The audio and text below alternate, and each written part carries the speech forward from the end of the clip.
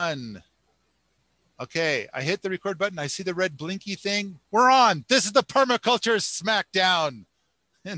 and so far, three of the Patreon supporters are here, and we're going to record. And you guys bring out those tough questions, those ugly, dirty things. Let's tackle the big stuff. I keep seeing permaculture people posting stuff on the internet, and they're really taking on the easy stuff. And so Smackdown, I think that the idea is we're going to take on the tougher stuff. And so for those of you that are watching this on the YouTubes, you can see this image of me. It just arrived this morning. So we're gearing up for the next Kickstarter. It's going to be for the skip book. And we have lined up who's going to make the video, and they're animators. And so this is what they sent as their first frame of the animation. I don't know. I thought it was kind of fun, so I'm sharing it, starting there. But I also this morning recorded the script, but it was the draft of the script. So in this thread that we're looking at here, the script is up for discussion, but boy, we've been working on it for weeks, and it's now down to 2 minutes and 39 seconds. So I think we're good to go. I would read it into the podcast YouTube thing now, but I'm not sure that's the final script. I don't know if any of you have even seen it. Nobody has seen it. Yeah, I was reading through that thread where you guys were getting suggestions and rewriting it on the first post. There's some good ideas in there. Okay. I'm gonna answer. So before we started recording, it sounds like Opalyn has a question, and then Katie has at least one. So Opalyn, what do you got for me? Hey, Paul. Thanks for doing this. It's really exciting to have some of your time. My question is about PEP and SKIP and what badges are going through rewrites. So, if we have 9 out of 10 or 13 out of 14 done, we should get that 14th one done now before you post the rewrite. So where are the big revisions happening? Oh boy. I know that the way that we're doing natural medicine has had a major upgrade. And so the sand badge is pretty similar to the way it's been. And it's like you're going to kind of create your own little apothecary. Cool. I can also say that for natural medicine, we have eliminated the journal. And I'm sure there's going to be people that are going to be upset about that. But that had to do because all the other badges, people were saying we got to have documentation and stuff, and we said no. It's the last bit of documentation was left in natural medicine, and the reason for the journal was because you needed to track the efficacy of the herbs that you're either wild harvesting or growing in your garden. And instead, we shifted over to where the only herbs we work with are really gentle. So if your efficacy is way off, no one's going to get sick. Got it. And so we eliminated the journal. I'm sure there's going to be pushback on that. But boy, we had a lot of long debates about that, and I kind of felt like the journal was leading to a bunch of other issues, and on top of that, there was getting to be a massive amount of other things people wanted to document in natural medicine, which makes sense. But the straw, wood, and iron badges are really amazing. They go in a really different direction. And we've invented the idea of Aunt Natty, being natty for natural medicine. and what Aunt Natty would do. So basically there's this massive world of conventional medicine. There's this massive world of naturopathic medicine.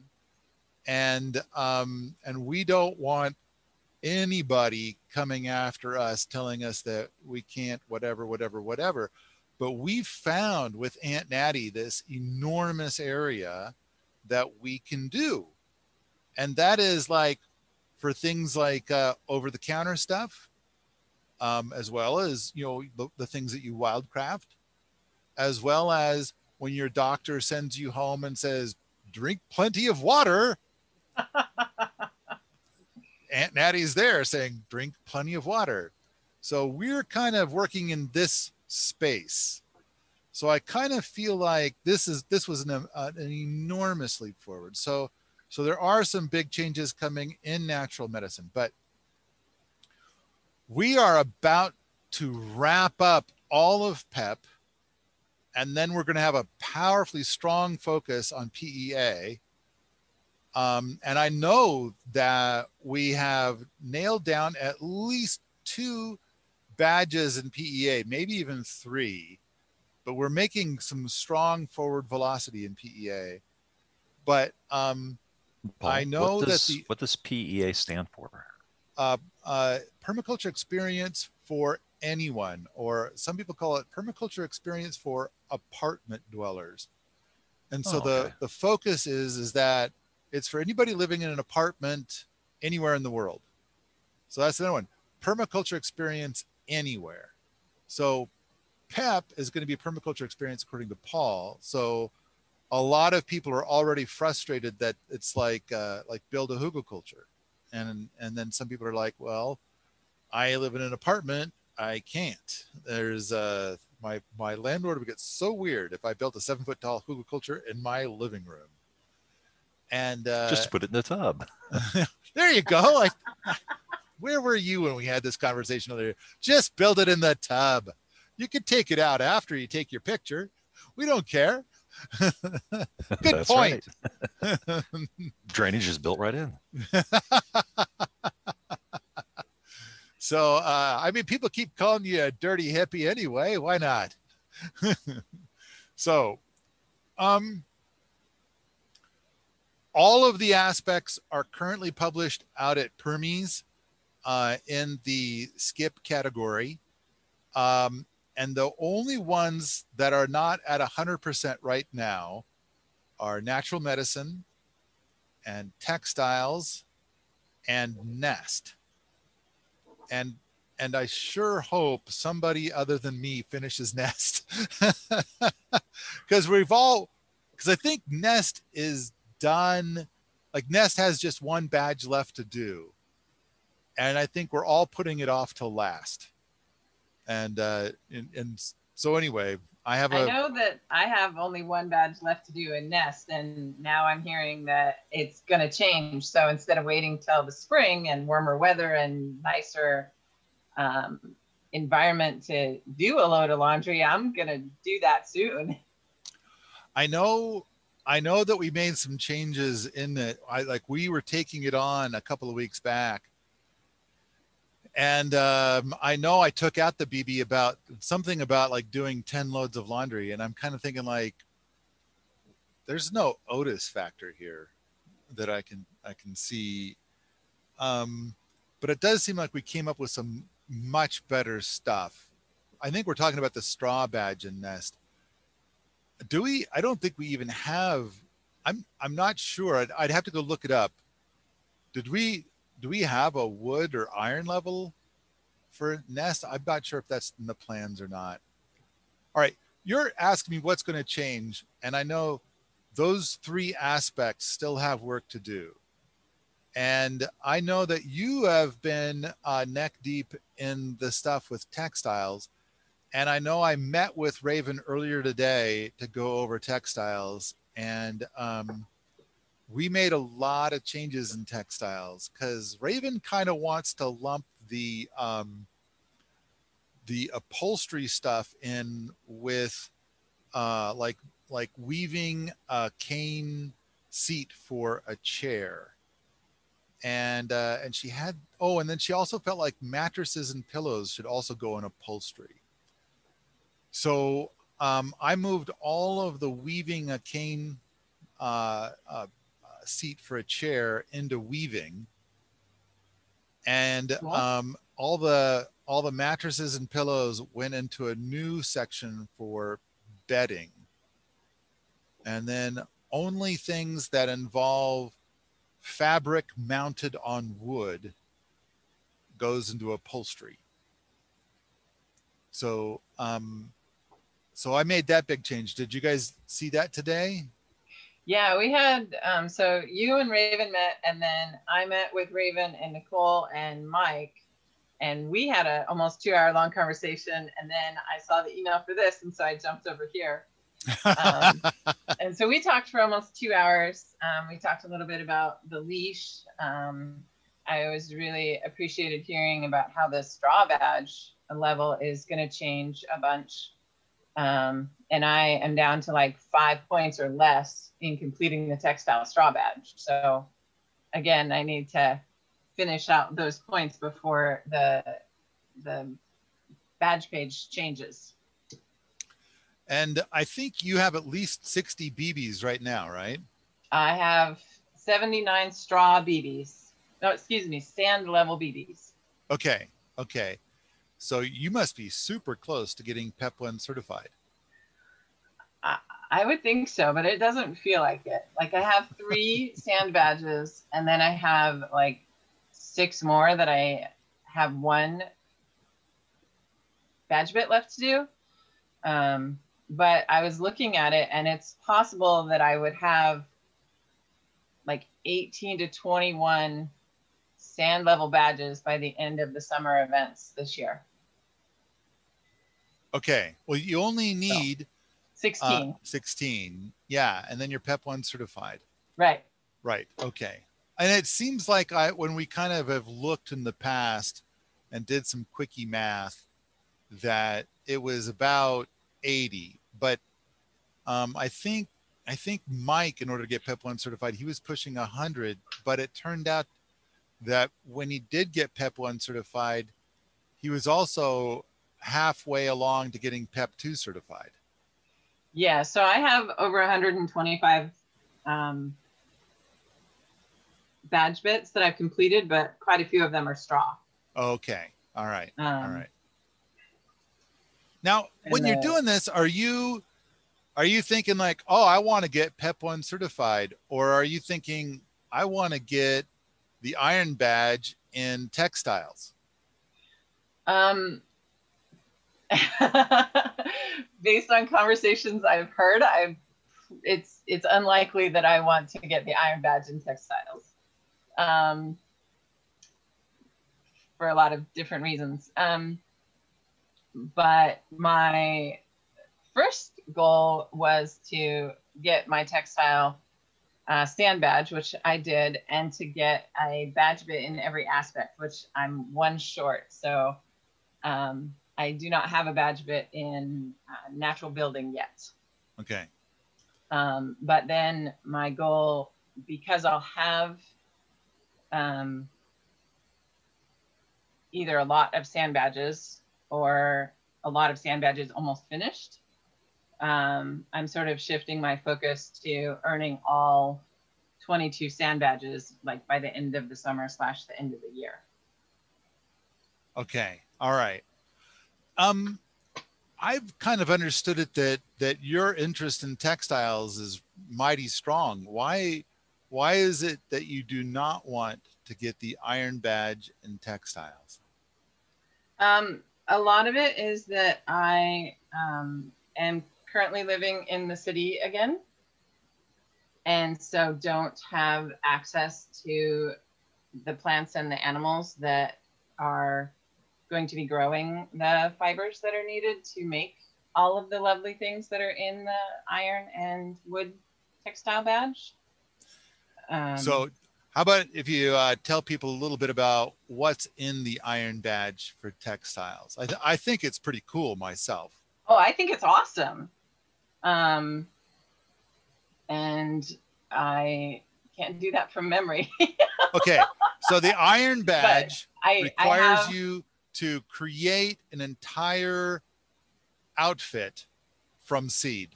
yeah, And so you need to make like, I think it's pants or a dress, and then a shirt, socks, underwear, and there is an option for a bra, and a a sweater. coat. Yeah, sweater Coat. and a coat. Yep. And it's like you got to make that whole thing from seed.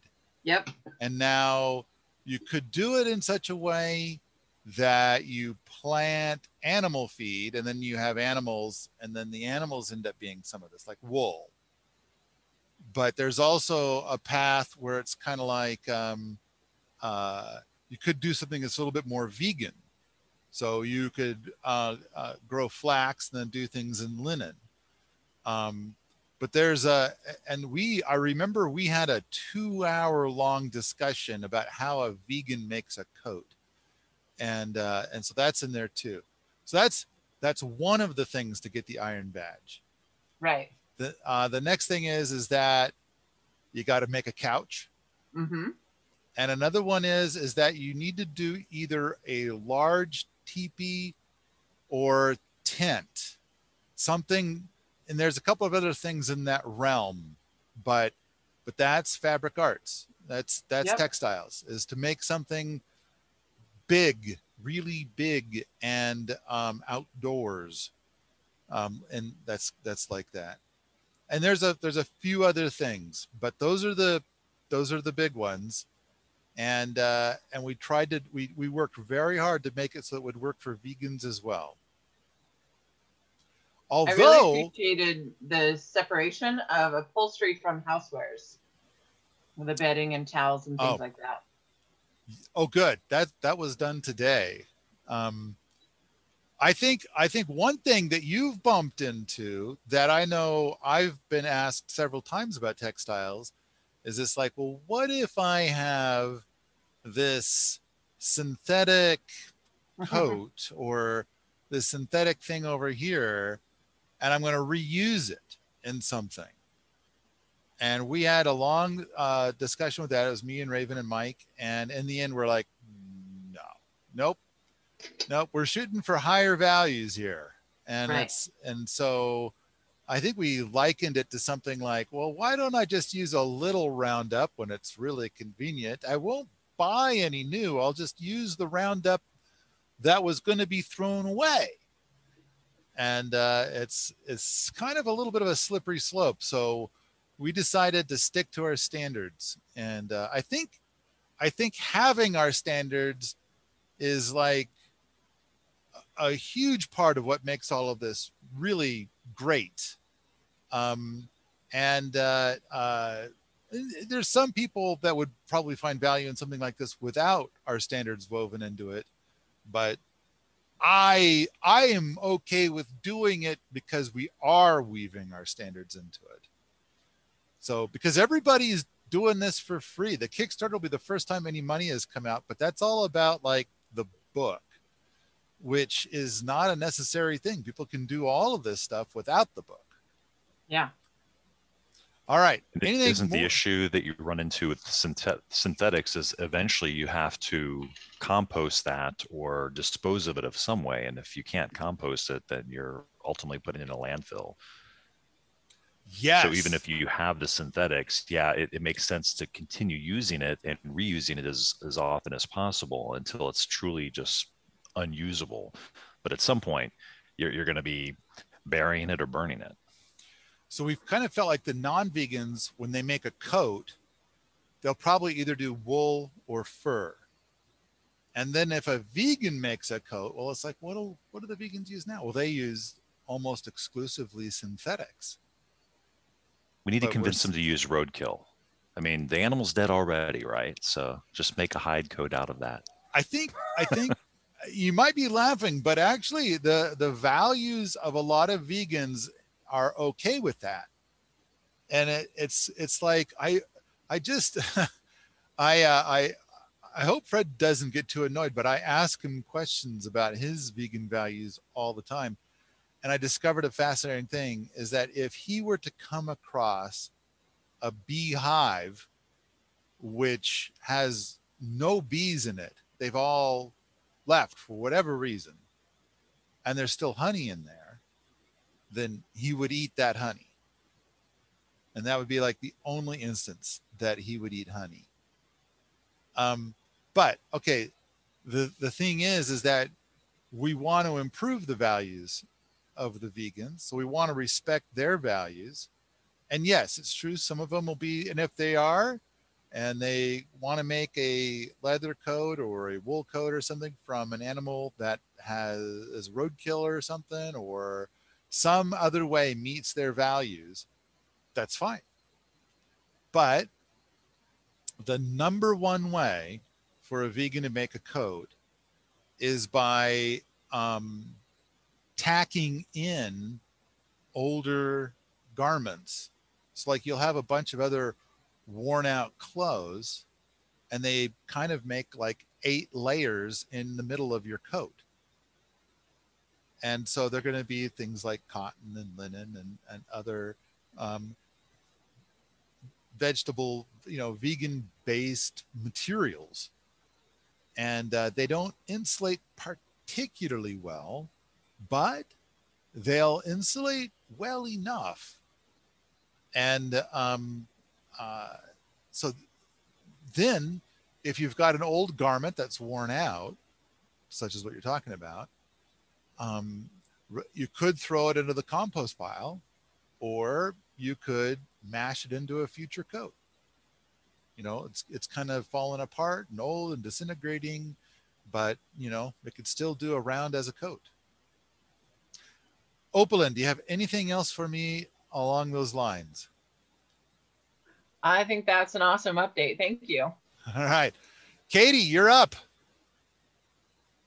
Yay. I have 2 questions that I know about. Way to keep your end open there. All right. Let's start with number 1. Okay. Number 1. This is a question I've been trying to figure out for a while. Hopefully it doesn't have a super easy answer. Otherwise it won't make a very good Smackdown. But I've been thinking about, I'm sort of desirous of having a small herd of variety of animals. And so I want to figure out how to do that in a good way. And thinking about what you said about chicken tractors, if you have a chicken tractor and you leave it a long time in a certain spot, they will start out with the chicken candy and eat it all. And then they will eat the chicken so fine stuff. And then they will pretty much eat the poison stuff because they're just so hungry. And that is I've heard with intensive rotational grazing, that's sort of what I'm hearing from how to control all the stuff that they don't like to eat. Because if you do rotational grazing and you leave them not very long in each place, they will eat all the candy, and then they'll move on. And you'll get a lot of stuff that, like, the candy stuff will be eaten down more, and some of this stuff that they really don't like will start to overgrow.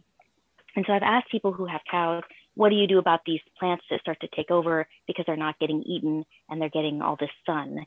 And they say, oh, well, sometimes we spray them, or sometimes we go and we manually weed whack them all or hand pull them. And I'm wondering what your philosophy is with intensive grazing and how to avoid forcing them to sort of eat the toxic things more than they would want to. Well, first of all, most of the things that they're going to be eating are going to be things that grow back even bigger and bushier than before, provided that they get enough rest. So they do a good job of outcompeting some of the other things. Now, I agree that there are some things, and I think snowberry, also known as buckbrush, is a great example. It is something that is mildly toxic to animals, and it does really well in my area because it's a nitrogen fixer. So it has its own little cheat in that way. But because it's mildly toxic, it's kind of ignored by the animals throughout most of the year. But when winter comes, it's like oftentimes the only green left. So a lot of the deer eat that in order to survive. And of course, what we want to do is, like, let's say if we're raising cattle, is we want to be able to have a lot of variety of plants, even in the winter, available for them. And we're not going to want a lot of buckbrush. So I would have to say that if you, Katie, have 1,000 acres and it's just you and your family on 1,000 acres and you're going to raise cattle, it's going to be hard for you to control the buckbrush. On the other hand, if you are on 1,000 acres and you're sharing the land with other permies, and so each permie family might have something like 10 acres. On 10 acres, it's easier for you to control the buckbrush. And then it's like, but okay, you've got this herd of cattle and you're going to need at least 80 acres for this herd of cattle. On the other hand, if you move your cattle into the next 10-acre paddock that's owned by some other family, they will generally derive so much benefit from your cattle moving through their 10 acres that they'll encourage it, that they'll ask for it, that they'll want it. And then you'll pulse them through all these little plots and then back to your plot again, etc. And then there's lots of benefit. And the gardeners that are located on each 10-acre plot will not do a perfect job, but do a better job of how they select it. I mean, if you are managing a 1-acre garden and there's a bunch of buckbrush there, and it's rare that anything ever eats it, and you know it's toxic, I mean, it's not hard to remove it. I mean, you're probably going to remove it just because there's something else that you want to grow right there. And this effect is exaggerated even more when you're down to 1/4 of an acre. On 1/4 of an acre, you will probably have nothing growing there that doesn't have some strong value to you. So as those people struggle, that there are certain plants that are doing well. Now, granted, it's possible to put a bunch of animals in a single paddock and leave them there for years, and they will totally obliterate all the candy. And all that's left is toxic plants because you didn't do anything to care for that pasture. That is entirely possible. What I'm suggesting is that if you do a rotational graze, then the things that were grazed actually thrive from the grazing. Now, of course, if you leave the animals in there long enough and the animals totally wipe out every speck of that plant, that's a disaster. Have I painted a picture for you? I think so. I think in this situation where let's say it's your family and you've got the 10 acres and you're rotating them around because you've only got like 4 of them. And they eat the stuff, the candy, but they don't eat it all the way. So it's going to come back beautiful, but they don't eat a lot of other stuff that you don't particularly find useful, stuff that's a little bit toxic. Right. Then you can come in and you can say, well, I'm not going to get it all today, but I am going to go out and I'm going to trim back heavily a lot of them. And I'm maybe going to replace some of them with some fruit trees that I'm going to protect from the cows for a little while. And eventually, me or if I have friends who have 10 acres to run through, that sounds fantastic. That sounds like something to shoot for.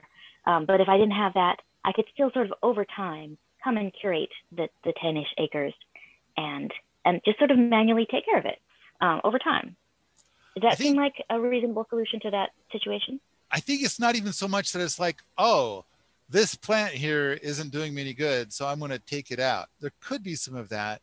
But I think what's more likely is kind of what you said, like, hey, I want to plant, I went to the local nursery and I picked up a dozen new trees that sounded like fun. And so what I'm going to do is I'm going to go out onto my acres and I'm going to pick a spot. And it's like, here's some kind of shrub. I don't know what it does, but it isn't a cool tree from the nursery. So guess what, shrub? Today's your last day. And then it's like shrubectomy happens. And so now there's fewer of these shrubs. And now in goes this tree, and you're going to baby this tree in this spot. And if the shrub comes back and you don't like this shrub, or you don't know this shrub, I don't know you. And it's like, it's gone. Just because you're looking out for the tree, not because you're hating on the shrub. So I actually got to see an exact example of what you're talking about in southern Utah. There was a couple. They had a little permaculture farm. They called it Heartwater Farm. Mm-hmm. And this was near Bryce National Monument Park, the exact name, but they had a creek that came all the way from there, and it would feed in, and they were irrigating there. And they had 10 acres, and half of that they raised cattle, and they had I think 12 plots on those 5 acres that were wired. They just had like a single strand of electric fence, and every 1 to 2 days he would open up that wire, and all the cattle would rush into the new plot that they could get to, because the grass was like a foot tall, and start munching away. And then he would close that line up, and every 1 to 2 days, he would take a look and see what, how much of the grass was eaten down, and would just continue to rotate them. And so that grass would then get to rest for 3 weeks before the cattle were back. And he had said that it started off with mostly, low quality weeds, stuff that the cattle didn't really like. And so he was purchasing like red clover seed and sowing that. The cattle were only on there for 1 season, right? So he was leasing that land and doing the work for the owner. And they would keep one of those cows at the end of the year to butcher. And so then in the fall, it was, there were no more cattle on there. Then he would sow the seeds to get it to grow. And so over time, it was out competing the less desirable plants. But then there were still some, like, you consider medicinal plants, right, that are mildly toxic. But when the cattle had some kind of, stomach issue, they knew, oh, this is the plant to munch on to solve that. So it was like a totally organic, no fertilizer or sprays or anything like that on that property, and seemed to work really well. So basically you're validating the thing that I said a moment ago, which is that it's bizarre how the things they like thrive on being munched on. Absolutely. And then that ends up being what starts to overwhelm and push back the other stuff. Now, of course, if a person hasn't done this, I could totally understand that they're like, logically, the stuff they don't like will start to take over. And it's like, generally that's not the case, but it can be the case depending on stuff. I guess the point I'm trying to make is that you don't have an excess of toxic plants. You have a deficiency in permaculture gardeners. So like if you're looking at a plot and you're like, oh man, I'm running these cattle through here and all, whatever. And I'm just getting overwhelmed in all of this snowberry. It's just everywhere. It's out of control. This whole thing, which is in my imagination entirely, it really sucks. And it's kind of like, if you had more gardeners per acre, all of the undesirable stuff would go away. I remember having this guy, when I very first bought the lab, came up with me, and he's looking at it, and he's a forester.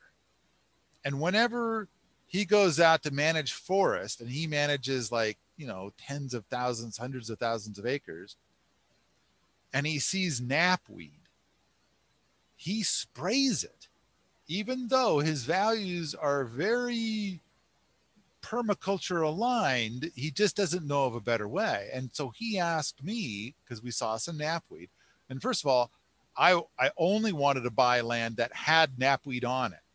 I wanted land that was covered in weeds. Because if it's covered in weeds, there aren't herbicides, right? That's right. That's right.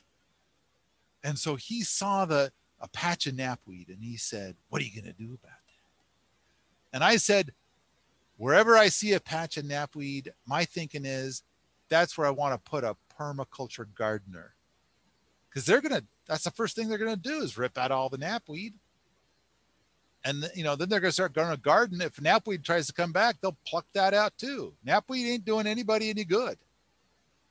Same thing goes with the snowberry. They're going to pluck it out because it's like, I got something else I'm going to do there. And I don't know who you are. Well, I think most permaculture gardeners, when they encounter snowberry, they're either going to know what it is and pluck it out. Some of them might leave the snowberry for a little while in a particular spot. Like we had a bunch of snowberry growing on our steep hugelkulturs here. And it's like, well, it is a nitrogen fixer and it is a shrub. And so it's putting its roots deep into the hugelkultur and giving it structural integrity and putting nitrogen into this nitrogen deficient soil. And then last year we went through and clipped them all and threw the tops down and chop and drop mulch. So there was a little bit of, but we were like, there it is. Look at it. Look at it. There it is. Look. But I think most permaculture gardeners are going to be like, I'm going to grow a garden right here. And these shrubs are in my way. Off you go, shrubs. Goodbye. And it's like, they're gone. No problems. So at the same time, now you've got like your Permy has grown all these gardens. And then you're going to say, I want to run my cattle through there tomorrow. And then it's like, no problem. We're going to go and harvest what we want right now. So that way, when your cattle come through, they're not eating the stuff that we want. And boom, the cattle come through, they leave, and then everything grows so awesome. Yay. All right. Katie, did we answer your question sufficiently? Yes, it was great. Next question. Next question. This might be a shorter question. I have a question about rocket mass heaters, rocket mass stove parts, and sort of its physicsy a little bit. If you were to take a round, let's say that you carved a round wooden ball, just a little ball out of wood, and you put it in the rocket mass heater instead of a stick-shaped thing, would it still work, or does the rocket mass heater need to have the elongated shape to be burning? Wow. That is actually a really great question. I mean, first, it'll still work. I mean, the only thing is it's like with a ball shape, then a lot of the air that's coming down the wood feed is going to go directly into the burn tunnel and riser instead of like where the parts of the ball are burning. Whereas when we have a collection of sticks sitting in the wood feed, the air is pulled down between all of the sticks. And then it has to work its way towards the burn tunnel through the sticks. So there's lots of air passing by where the literal burning happens. I'm going to bet. So like Vegas is holding bets on your experiment. I'm going to bet it burns just fine. So like you get the fire going and then you drop your sphere in there, your wooden sphere. And it's like, does it burn? I'm going to say yes, mostly because there have been times I've dropped a block of wood in there at the bottom and kind of thought, man, I don't know if that's going to burn right because the air is going to just whip right past it. But nope, it burned just fine. Did good. So if for some reason you had yourself a large pile of marble-shaped wooden things, you could perhaps use them in your rocket mass heater. Okay, marble-shaped. So now, I mean, it sounds more like we're getting closer to like a pellet stove kind of scenario. Is that about right? So If they're, because I was thinking of a sphere, it's like, 5 inches in diameter, but now you're talking about something closer to 1 inch in diameter. Is that Well, I did want correct? to know both, so I'm sort of asking them sequentially. Yes. Oh, I see. Okay. Two-part question here. I think it would still burn, but again, I would be a little concerned about air being able to get down to the lower layers, because if you poured a whole bunch in, now I guess that like some of them are going to drift into the burn tunnel because they're, like a bunch of marbles. They're going to kind of slop in there, and then they're going to burn easy. And then when they burn off, then I think other marbles are going to try and float in there too. But with marbles all the way to the top of the wood feed, that's really limiting the amount of air that can get into the system. Huh. I'm gonna say that I'm a little nervous about the lack of air getting in there. And like, is it gonna be a clean burn? Because in order to be a rocket mass heater, it has to have a clean burn. Like you gotta see that there is no smoke coming out of the chimney. And with that scenario, I wonder if you filled it with marbles all the way to the top of the wood feed, I wonder if it would limit the air so much that you would start to see smoke coming out of the chimney. You could maybe limit the upper, like maybe there's a couple inches of marbles, but it's not entirely filled with marbles so that there was air. But I wonder if they would sort of not catch on fire, like the next ones wouldn't be close enough to the previous ones such that they wouldn't be, like if we had a piece of wood that was all the way at the back, like towards you, I guess, if you're standing, as if you were feeding it, like maybe they wouldn't catch. They would just, like the front ones would, but then it would sort of die out. And wouldn't you also have an issue where, because those top marbles would certainly be burning first, that as they burn down and you get sort of a little layer of ash, that would also, prevent those lower marbles from getting enough air and heat to properly combust, that you'd end up with like unburnt marbles at the bottom, or it would take a long time and then they just wouldn't burn, hot enough. If you do have an excess of ash, they can suffocate a fire.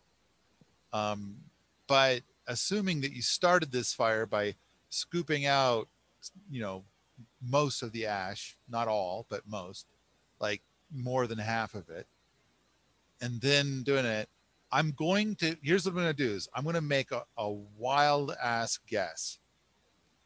And it's based on having watched a lot of fires burn in rocket mass heaters. And also throwing in a pile of bits of wood, including like even some wood chip like stuff and this and that, whatever we've got.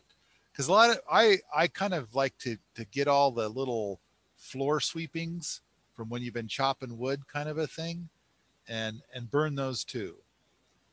And so from watching all of that stuff burn, I'm going to say it will burn. Your marbles at the bottom will burn entirely. I mean, now granted, I'm going to guess that you're not going to run this fire more than a couple hours, maybe 3 hours. So you're not going to build up so much ash that Mark's getting nervous.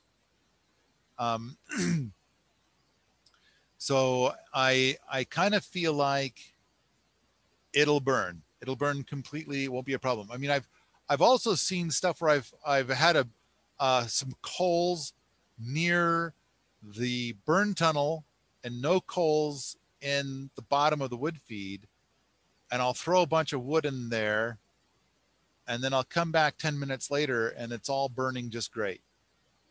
I mean, the wood that's near the burn tunnel catches first and it starts to burn. and then the air is moving down and hitting all those flames, and then those flames kind of work their way back and they burn everything. So I'm going to speculate it'll burn fine.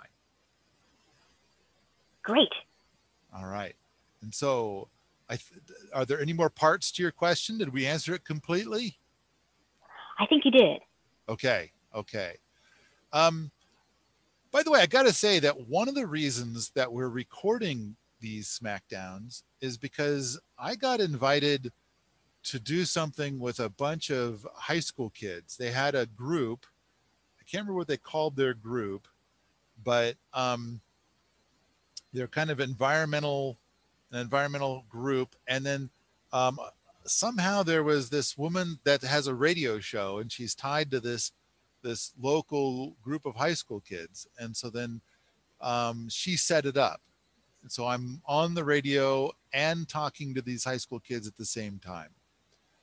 And so they just basically asked me questions, and I got a lot of positive feedback in many different directions about it. And so kind of got the idea of like, well, we could do some of that with our Patreon peeps. And so that's kind of what we're doing, I think. All right. Katie, do you have any other questions? Not right now. Thank you.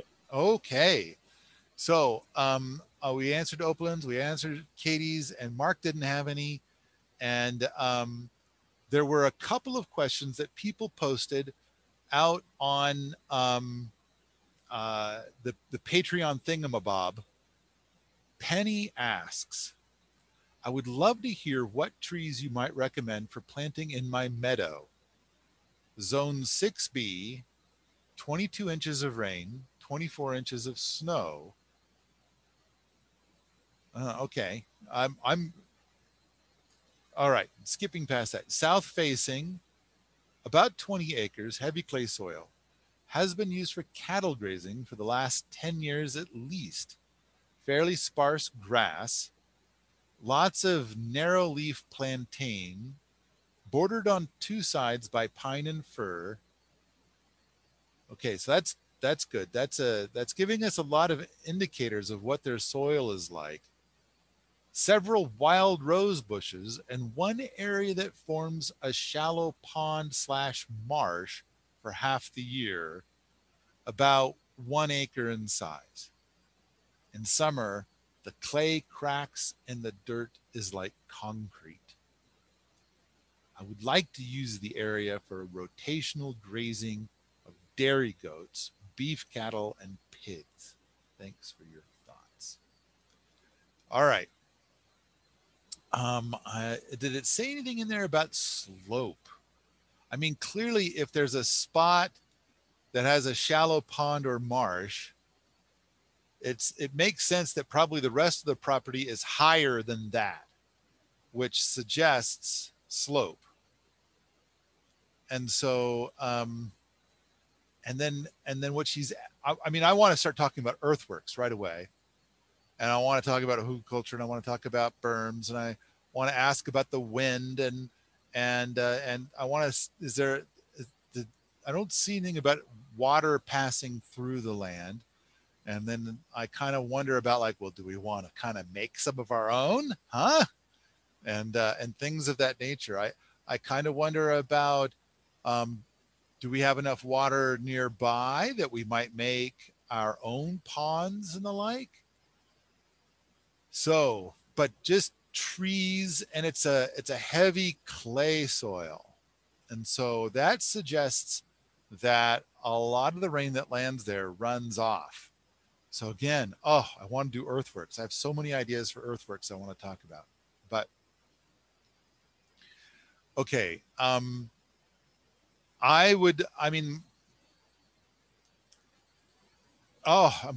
just gonna jump right into. I gotta say, I want to do hugelkultur, if nothing else, to be able to get out of the heavy clay soil. Because I'm a little worried about, like, if I go and I start putting in a bunch of apple trees, are the apple trees going to basically suffocate in all that heavy clay soil? So I kind of feel like if I can make some hugelkultur beds, then at least here's a spot where a tree can put its roots and breathe, and not suffocate. So I feel like without having a lot more knowledge about what's going on there, then I want to throw in the hugelkultur, and then therefore, because I've got hugelkulturs and possibly berms, and I've added texture in the landscape. Plus, if it's got heavy clay soil, you're going to be able to make oodles of ponds crazy easy, and so I want to put in a bunch of different ponds. And oh, see, now my mind's going crazy, because the next thing I'm thinking is it's going, oh, look, here's somebody on the call named Penny, and I'm answering Penny's question. I wonder, could it be the same Penny? Of course, Zoom says that Penny doesn't have a microphone, so I guess we'll never know. She could type into chat though. In I Zoom, don't right? have the chat open right now. I'd have to go find it. But all right, let's pretend for a moment that we've set up a bunch of hugelkulturs, so that way the tree's roots can breathe. Then, of course, what I want is diversity. I want to have 10% of the whole property planted in black locust. And then I want to start sprinkling in a whole bunch of taprooted nut trees, and also a bunch of apples. And I want to start everything from seed. So everything that can have a taproot has a taproot. Now, black locusts, as far as I know, black locusts do not have a taproot, even if you start them from seed in the ground. And if anybody knows anything contrary to that, I would really like to hear it. But even still, so it's asking what kind of trees, what trees would I recommend for planting a meadow? I would also say that because one of the most famous nut trees is the black walnut, which is famous for juglones, and other plants, most plants won't survive around a black walnut, then I might just have a patch off to one side where I'll have a few black walnuts and the other trees that will do well with black walnuts. But then lots of other nut trees, and then lots of other fruit trees, and, of course, the black locust trees. Some people might go for some other nitrogen fixing trees, but boy, I just come back to black locust over and over and over again as the primary nitrogen fixing tree. I think when it comes to like alfalfa, that's a great one to put it into the mix, but that's not a tree, and I'm being asked about trees. I want to go on and on about the values of black locust, but I think I've done it in this podcast plenty over the years. Honey locust is a nitrogen fixing, but honey locust is famous for being nitrogen greedy. It won't share its nitrogen with the other plants around it. All right, there are a few others. I mean, Russian olive comes to mind, but this spot, you might plant some Russian olive, but even though it's a nitrogen fixer, there's enough moisture here that you're not going to get the big superpower from Russian olive for the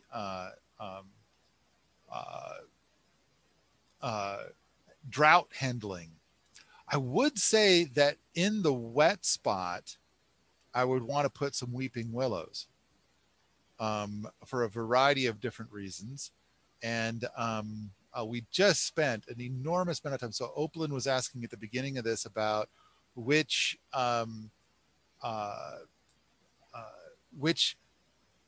aspects or which badges are going to be getting changes and stuff like that. And I know that about a week ago, we finished up the gray water and willow feeder one. And in the gray water and willow feeder stuff, it's when it comes to gray water systems, we direct all of our gray water systems to mulch pits for all the badges.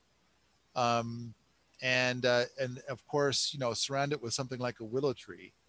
So I kind of feel like there's just tons of reasons to get willow trees going. And if you've got a wet spot, boy, willow trees love those wet spots so much.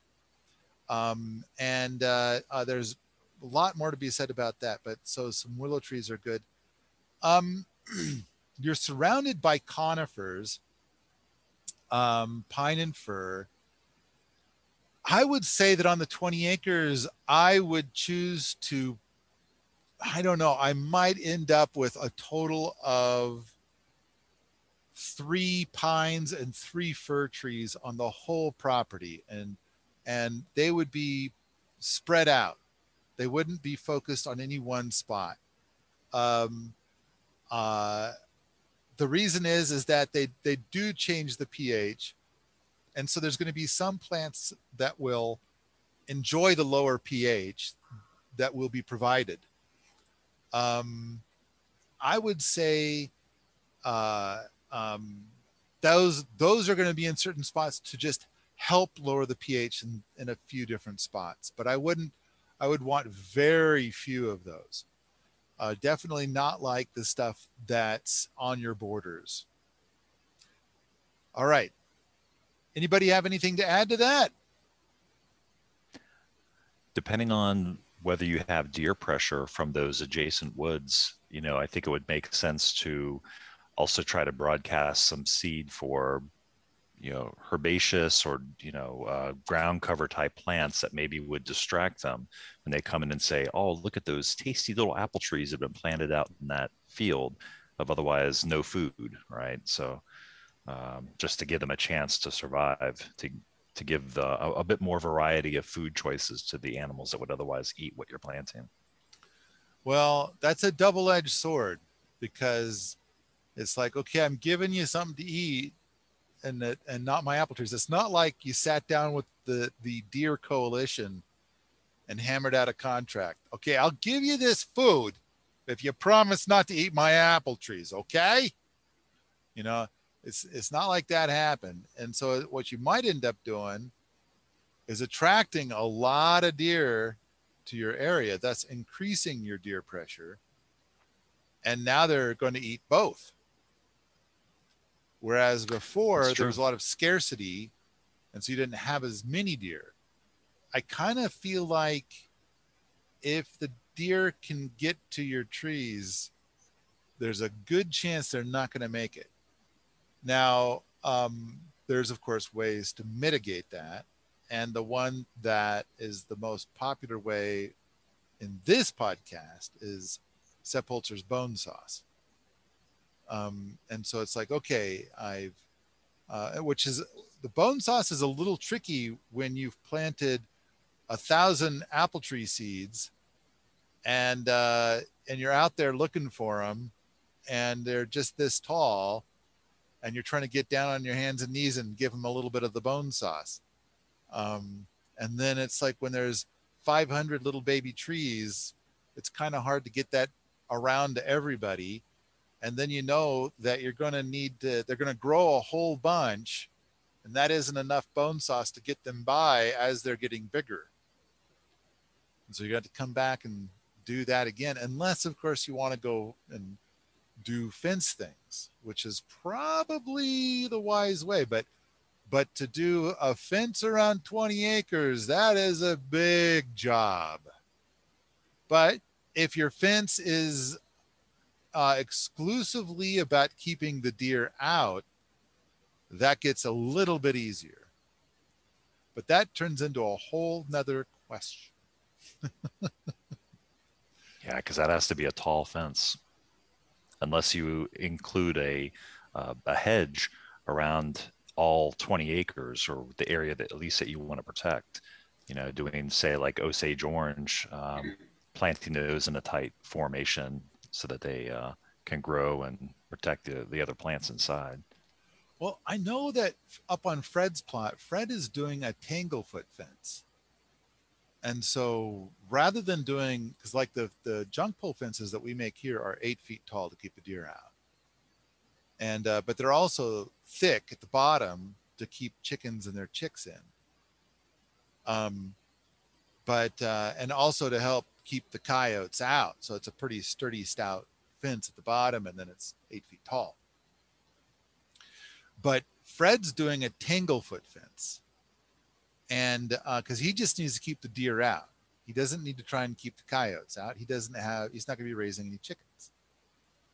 And so, and then he's making something that's like a bunch of brush that has been piled 4 or 5 feet high.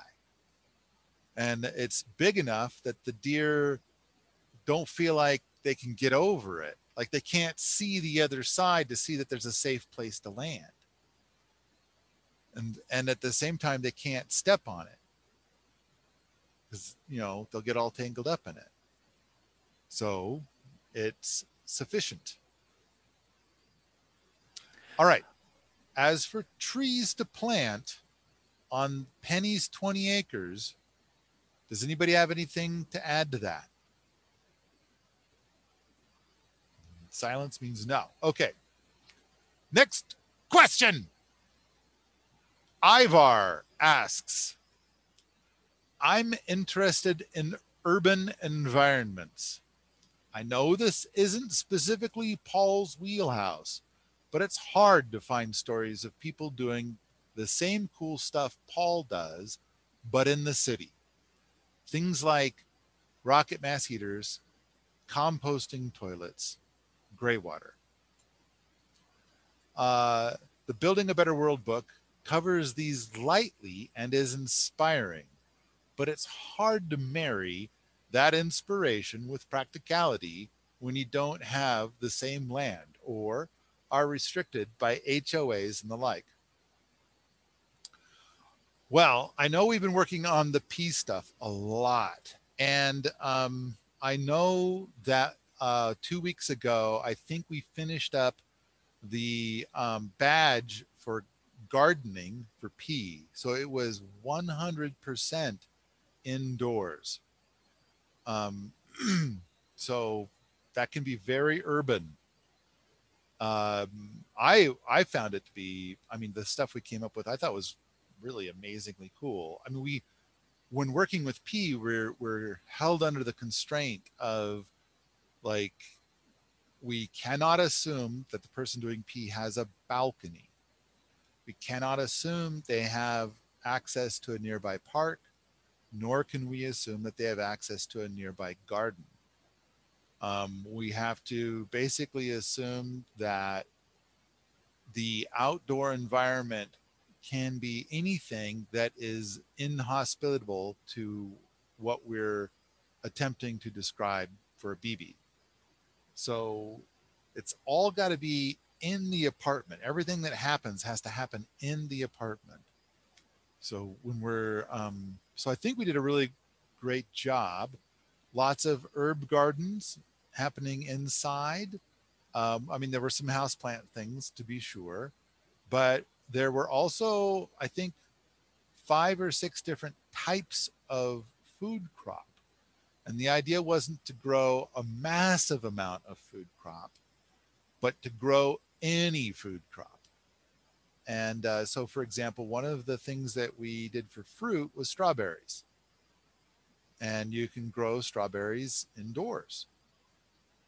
And we said, all right, to get this BB, you have to grow, I believe it's a half a cup of strawberries. We also said you have to grow, I think it's a half a cup of some kind of grain. And Mike was thinking, that's just silly. don't grow grain. That just doesn't make any sense. And I was like, yeah, but if you grew it and then you got a half a cup, and I don't know, you made oatmeal one morning out of the oats that you grew, it's food. The great thing about grain is how well it stores. But you learn a lot about what it takes to grow it and thresh it, and you're gonna have to winnow it inside. I think there's a lot of powerful lessons to be learned from having a garden in your home when you don't have access to land outside. So it's like if you're aching for a garden, and you're stuck in an apartment, there's those mushroom kits. And that was one of the BBs, where you get a mushroom kit and you set it up on your kitchen table and you spray it every day. And then suddenly there's a whole bunch of oyster mushrooms. No, that works great. That's wonderful. There's a lot you can do. But okay, things like rocket mass heaters. So I remember when I first went to Ernie and Erica's home, they were living in Portland, Oregon, and which is an urban environment. And they had a rocket mass heater in their house, and they had a neighbor, and I don't know what the neighbor's actual name is, but I'm going to call her Mrs. Kravitz. So Mrs. Kravitz lived next door, and she perpetually peeped out her window to see what those damn dirty, stinky hippies are doing now. And she called the authorities regularly to complain about these dirty, stinky hippies next door. And so Ernie and Erica got lots of hassles from Mrs. Kravitz's efforts. But they never got hassled from Mrs. Kravitz about the rocket mass heater because she never knew they had one. She never saw smoke coming out of their building. Now, I want to emphasize that I think that everybody needs to treat a rocket mass heater exactly the same way that everybody treated marijuana in the United States. And what I mean by that is that nobody touched marijuana ever until the government said it was okay. I think we should do the same thing with rocket mass heaters. I mean, just because it'll save you thousands of dollars a year and save the world from all of us dying, that's no excuse. You obey the law. Now, the good news is that Portland, Oregon now has building codes with rocket mass heaters in it, and a lot of insurance companies are coming around and including rocket mass heater stuff in their insurance packages. So when it comes to rocket mass heaters in cities, a lot of that is getting all worked out. Ivar asks about composting toilets. Well, I could talk about composting toilets, but I'd much rather talk about willow feeders.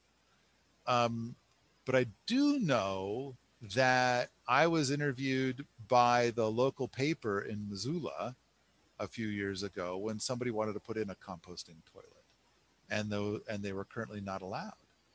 And I basically said that if you're going to ask a regulator about whether or not it's okay to put in a composting toilet, which is the question being put to them, and the regulations say no, the regulator is paid to say no. And so there's nothing else the regulator can do. The regulator's getting paid to enforce the laws that have been handed to the regulator. If you wish for that to change, I mean, one of the things, of course, is to possibly do it anyway. But if you wish for the law to change, you have to talk to the lawmakers and persuade them to change. So, there you go. It's a big thing in an urban environment. And a lot of composting toilets are specifically outlawed, and there's good reasons for it. And so it's kind of like, you might say that you're going to do all these things with your composting toilets.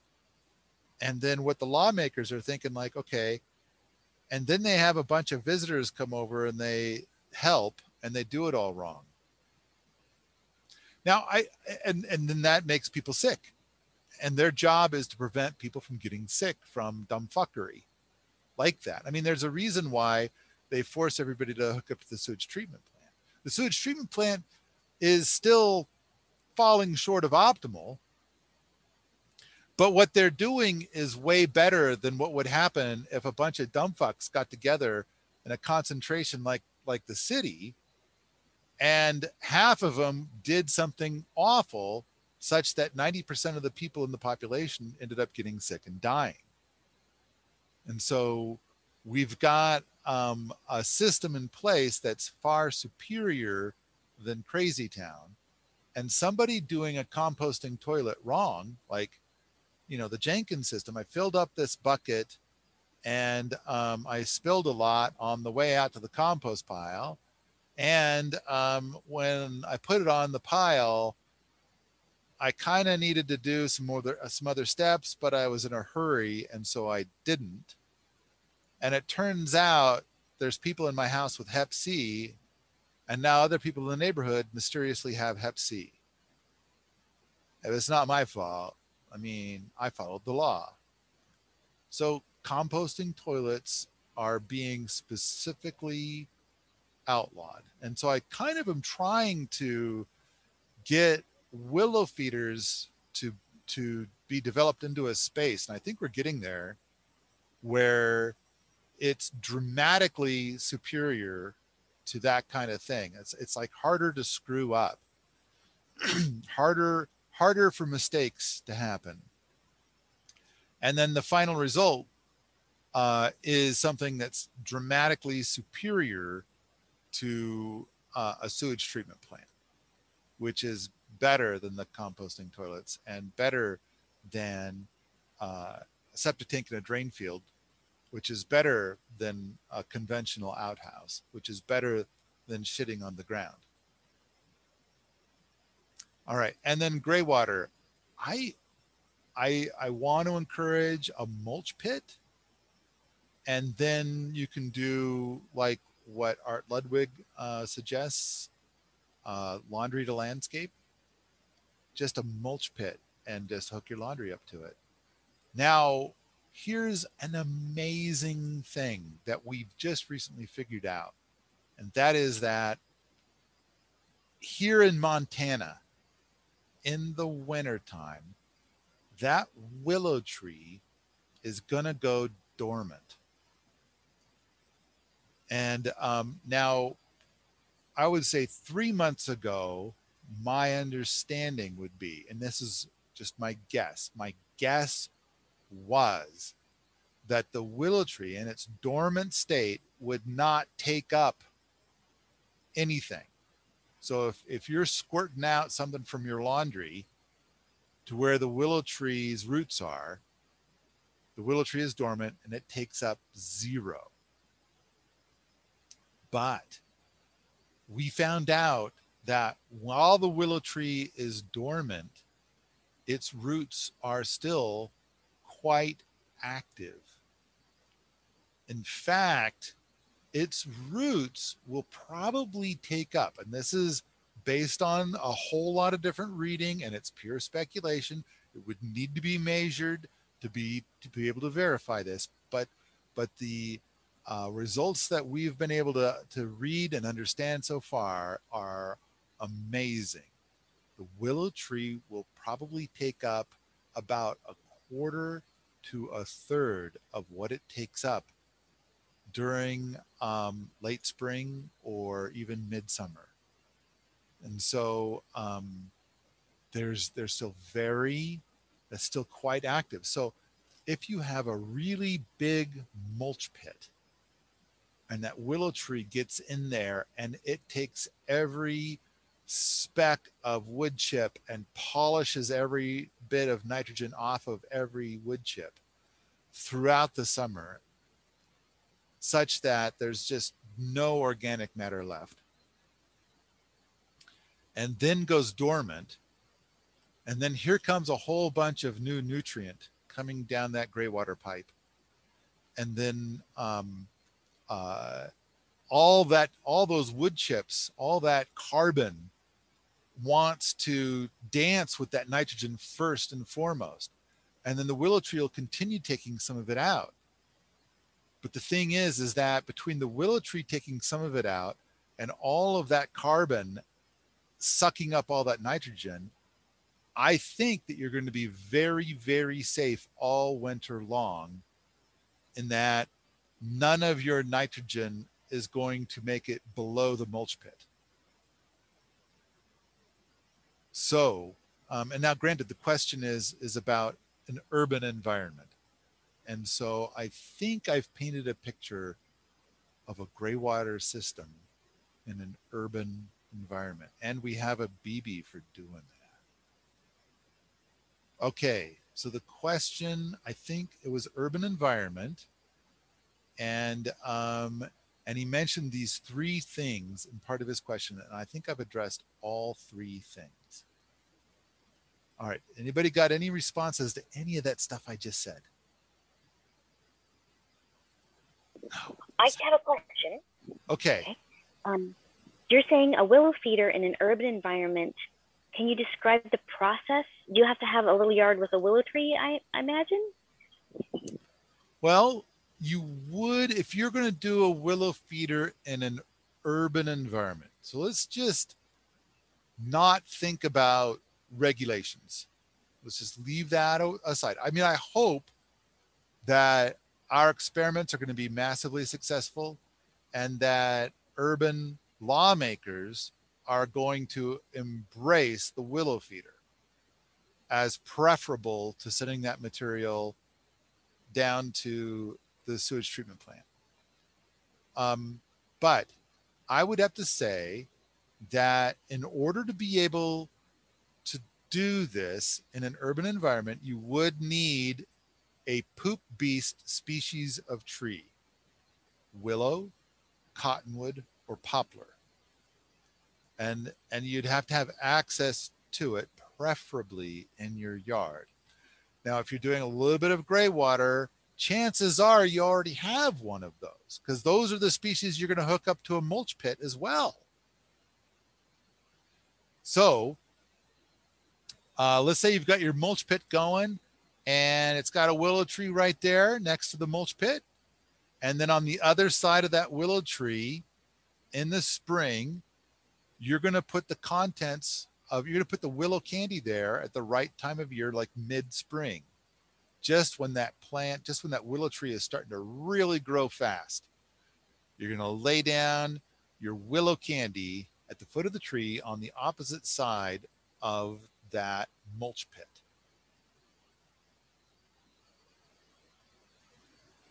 So not like a 5-gallon pot in the living room.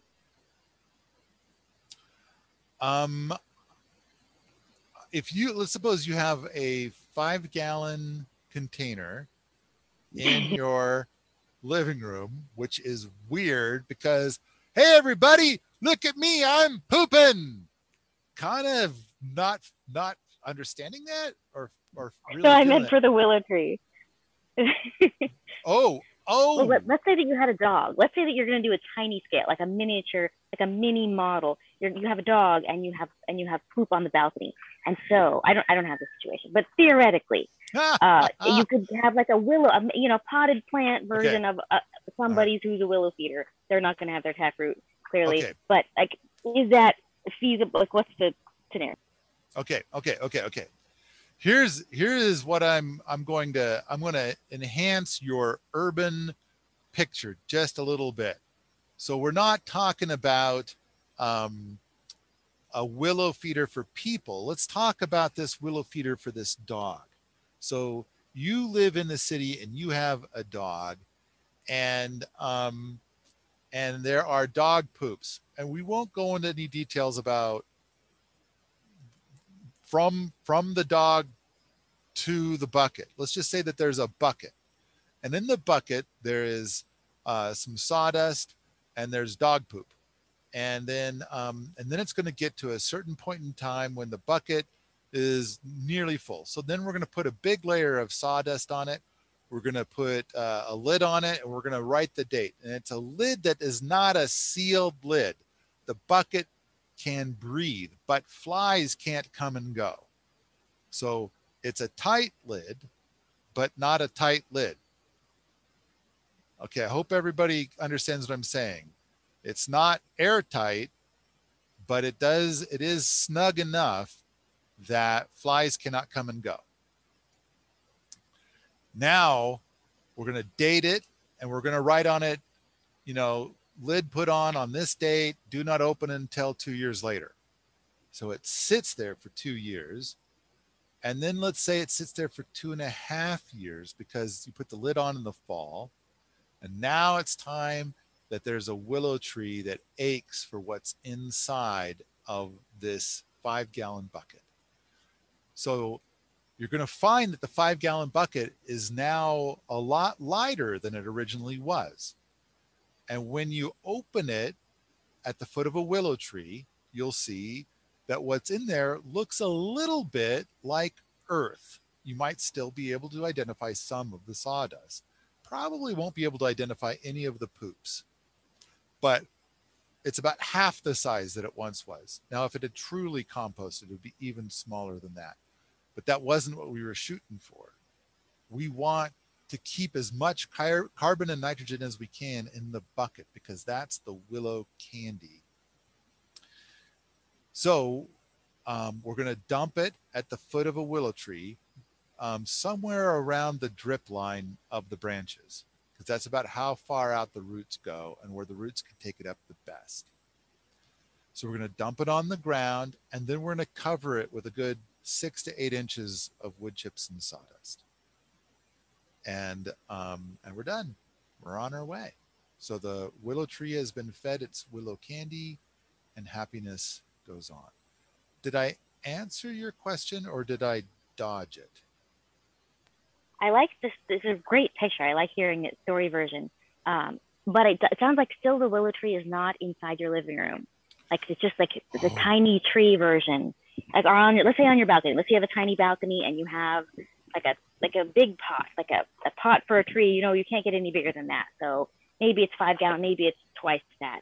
And you have like this little mini version of a willow tree or whatever would survive in a pot. I don't know enough about it. But you could put certain amount, like limited to the amount the tree could take up, at the top rim of the pot, like at the edge, as much as you, I don't know, on top of the soil that was in the pot. Is that even possible? Like how small scale do you have to get? Is it durable at that point? I mean, a willow tree is such a thirsty, thirsty tree. I can't help but think, I feel bad for the tree if it's in a pot. I mean, there's some trees that seem to, cope okay with being in a pot, but a willow tree, I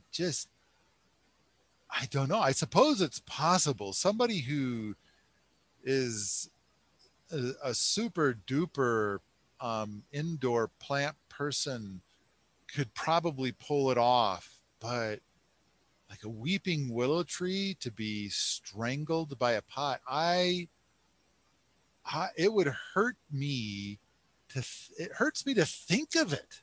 Oh no, sorry. Maybe there's a different plant that's also very thirsty that is okay being in a tinier container, like not a less bonsai version of it. Ooh, I mean, okay. There is going to be a limit as far as the amount of water and, let's call it fertilizer, that any plant's going to take up based on that size, though. I think even if you had a Chihuahua, it's probably going to be producing more poop than any 5-gallon potted plant is going to handle by a long shot. There's that. Willows are famous for being able to take in a lot of nutrients at once. Enormous. They're like, whereas most plants, if you put that much nutrient near their roots, they will like run away screaming. Like their roots in that space might even, like the tree will kind of sacrifice those roots. Like, I hereby divorce you, roots. I will not talk to you anymore. But for our poop bee species, their position is more like, bring it on. I'll do that. No problem. Yeah. Somebody say barbecue. Yeah. So they'll gobble it up. But Mark's right. This species being constrained in that way, even if the pot was giant, I just kind of feel like it's not going to be giant enough. Plus, the other thing is I'm thinking like, if the tree is outside, there's all of the other species and the other biological activity in the soil that's going to also work this material and help to get it to the tree, and along the way take a little something for themselves. I mean, there's this rich biology that's going on right there. So I'm thinking that when we talk about willow feeder stuff, it's for a willow tree that's outdoors and getting ample water. And and then it's like, as we try to think of like a different species to try and put into a pot. Yes, there are species like bamboo is gonna take up a lot.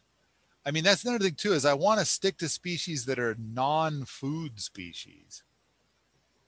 But and bamboo can be done, but it's kind of like, I don't know. I'm trying to think, like, if you have on your balcony, if you have a big pot and you've got a 5-gallon bucket, I kind of feel like your big pot might be like a 20-gallon pot, and a 5-gallon bucket is still just too much. Kind of like what Mark was saying. Even if it's something that can tolerate living in a pot, I don't know. This is hard for me to figure out. I just kind of feel like there needs to be in order to answer this, there would need to be a lot of experimentation. And I would much rather explore like somebody having a backyard in an urban environment and they have a willow tree in a mulch pit. Yeah, it makes sense. Well, thanks for the thought experiment. That was fun. Okay. All right. Anybody else have any comments about this stuff from Ivar? Nobody. Okay. All right. Anybody else have anything? Because I've got a couple of things here to talk about, but they're not that important. And we could leave them for another day, or we can get on to what we were talking about doing, which is to do the chapter by chapter book review of Desert or Paradise next week. And so my guess is everybody wants to do that. So maybe we should start that next week.